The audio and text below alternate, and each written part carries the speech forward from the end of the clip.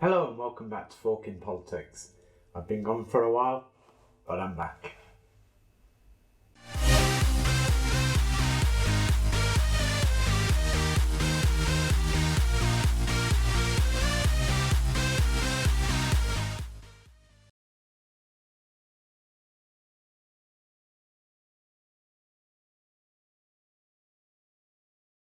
So, as I've said, Labour, they view this as a seat that they should win. They've held it since the 1950s. But in the last two elections, their majority has slipped. So, who did they choose to stand for them and to stand for the people that voted 70% leave in the EU referendum? This is him, Gareth Snell. And I don't want to be rude, but you know, really, you have the charisma of a damp rag and the appearance of a low-grade bank clerk. And this is him having lunch with the leader of the Labour Party, Jeremy Corbyn. Jeremy Corbyn hasn't done very well in Stoke Central.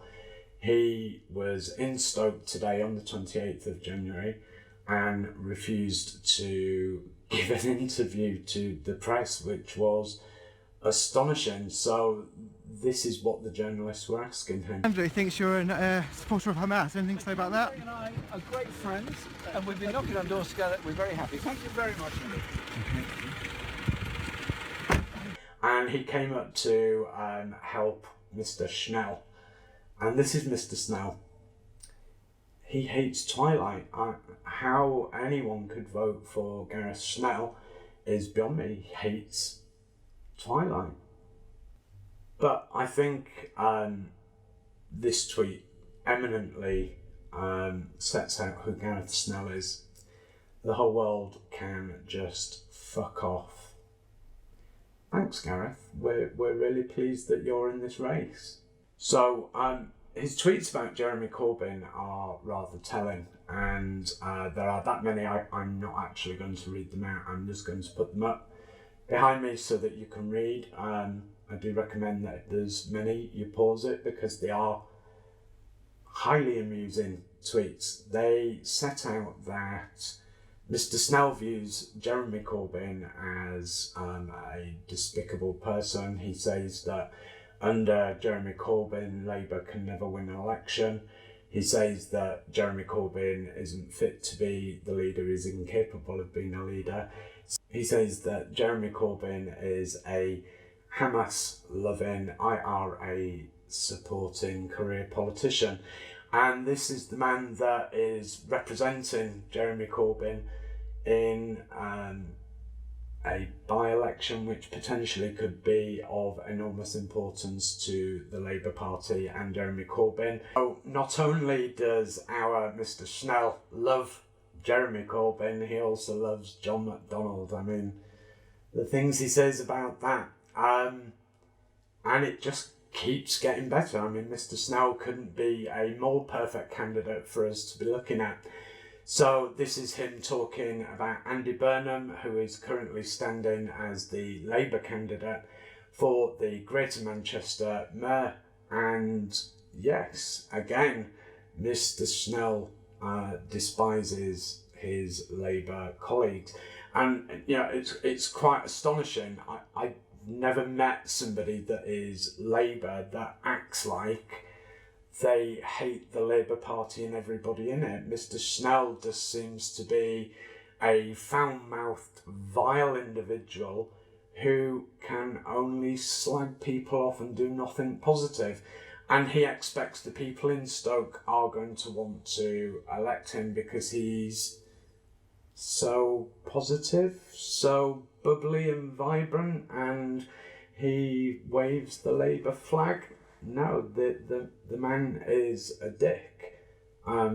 Quite how anybody thinks he is going to represent the people of Stoke and do it properly, I don't know. The guy's an absolute bumbling fool, and the absolute circus that went on today with Jeremy Corbyn, it's just laughable. They are embarrassing people.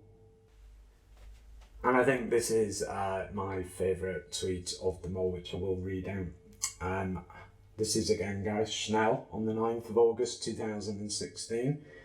I've always argued that the leader shouldn't be held liable or given credit for by-election results. So, even before the by-election is underway, he's denigrated the leadership. He says that they are awful and they should not be given any credit or held liable for the by-election results. Well, Mr. Snell, I think that's what's going to happen on this occasion. He's not going to be held liable for the absolute travesty that is your Twitter account. So I think there are two things in this by-election that will be of great importance. The NHS, which I've already mentioned, and the other is Brexit. So where does our Mr. Snell stand on Brexit? Yes, you've guessed it, Labour selected an a vehemently anti-Brexit candidate to stand in a constituency that had the highest leave vote in the EU referendum on the 23rd of June 2016. I don't think you could have picked a worse candidate. He's a foul-mouthed, abusive person that hates most of the people in Labour, and he's vehemently against Brexit. And you would think, given that they voted just short of 70% to leave, the people of Stoke have a pretty strong opinion on it. So you're putting forward a candidate that is the polar opposite of what the people of Stoke want. Bravo. Well done. Just genius. Well done, Labour. I don't think you could have surpassed yourselves even if you tried. So, on the 23rd of February 2017, you're going to have a choice between Paul Nuttall and Gareth Snell. And what do we know? We know that Paul is a politician. He's an MEP and has been for a long time.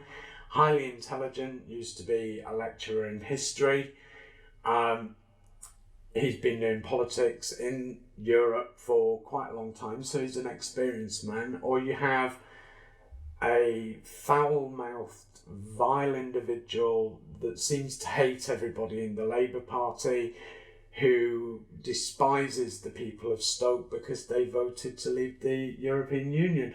So you have to really weigh up who do you want representing you going into the Brexit negotiations and up to 2020, when the next general election will be, when we'll have left the European Union. Do you want somebody that understands it, that lives and breathes those kind of issues, or do you want a foul-mouthed numpty that despises pretty much everybody? I don't think there's anybody that Gareth Snell likes. So think. I'd strongly urge you to look at the actual things that Paul Nuttall's saying. He is a fantastic candidate. He's a really, really nice guy, highly intelligent, and, well, don't listen to what the mainstream media is saying. Vote UKIP. Thank you.